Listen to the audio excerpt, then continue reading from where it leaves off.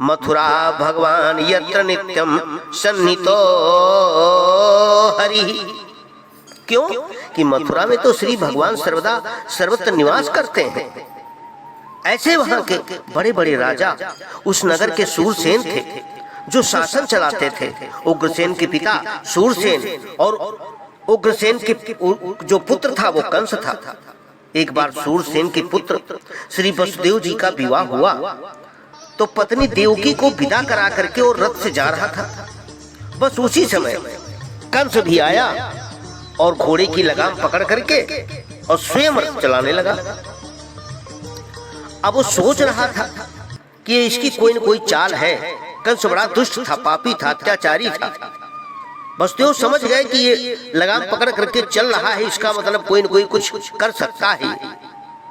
तो रास्ते में जैसे ही पहुंचा थोड़ी देर में आकाशवाणी हुई कि अस्यास्त्वाम अष्टमो गर्भो हंतायाम बहसे बुधौ। अरे कहा, जैसे ही सुना कि ये तेरी जिस बहन को तू प्रेम करता है, जिसको छोड़ने जा रहा है, वही उसी का पुत्र ही 8 गर्भ में आएगा और तेरा जो है घातक बनेगा। अस्यास्त्वाम अष्टमो गर्भो हंतायाम बहसे बुधौ। जिस बहिन देवकी के पीछे इतना आनंद मनाता है और उसके ही काले पर्दे में तेरा घातक मुस्काता है। इसके 8वीं गर्भ वाला देवों का गर्भ बढ़ाएगा और तुझको तेरे मित्रों समेत यमपुर की हवा खिलाएगा। तुरंत जैसे ही सुना वैसे ही तलवार निकाल ली और देवकी को मारना चाहा।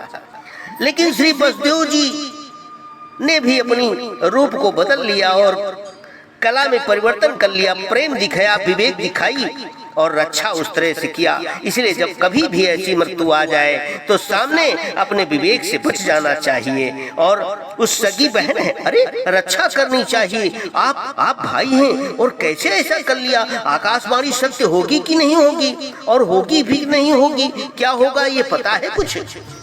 इसलिए तुम इतना विश्वास करो हमारे ऊपर कि अगर होगी भी तो मैं उस पुत्र को तुम्हारे हाथों में सौंप दूंगा। पुत्रान समर्पयिष्याम यतस्ते भयमुत्थितम्। लेकिन कंस जानता था कि श्री वसुदेव का वचन झूठा नहीं हो सकता कभी। मृत्यु को टाल दिया। इस तरह से पहली संतान हुई और दे दिया कंस को ले जाकर के, कहा देखो बोलो। देखा उसने और छोड़ दिया। लेकिन नारद जी उधर पहुंच जाते हैं और नारद जी के चक्कर में उसने बता दिया 7 लाइनें खींच करके कि देखिए इधर से गिनिए तो 7वीं उधर पड़ेगी और 7वीं की तरफ से गिनोगे तो पहली वाली 7वीं पड़ेगी। इसलिए उसको कारागार में डाल दिया मथुरा में और जेल में डाल करके और पहली संतान को भी मार दिया। इस प्रकार से 6 पुत्रों को मार दिया और 7वें में गर्भ में श्री भगवान प्रभु आ गए। योग माया को बुलाया और कहा तुम देवकी के गर्भ में जाकर के विराजमान हो जाओ, शेषावतार जी को आकर्षित करके और रोहिणी मैया के गर्भ में स्थापित करो और तुम श्री यशोदा जी मैया के गर्भ में जाकर के पुत्री बन जाना। और तुम्हें कंस जब मारने आएगा, प्रयास करेगा, तलवार निकालेगा तो तुम अष्टभुजी बनकर के प्रकट हो जाना और प्रसन्न हो जाना। अब प्रकट होकर के उसको बता देना अच्छी तरीके से अपने वचन के द्वारा और तुम्हारी वाणी के द्वारा, और तुम अंत में पूजी जाओगी इस संसार में वही वैष्णवी देवी के नाम से प्रकट हुई अष्टभुजी के रूप में और वही वैष्णो मैया के नाम से जानी जाती हैं। तो उस समय आ गया उस कंस का और भगवान का होता चला गया। जैसे भी उसने कहा था वैसे ही होता चला गया। भादों का महीना आ गया, कृष्ण पक्ष की अष्टमी तिथि आ गई, रोहिणी नक्षत्र आ गया, 12 बजे रात भी आ गई।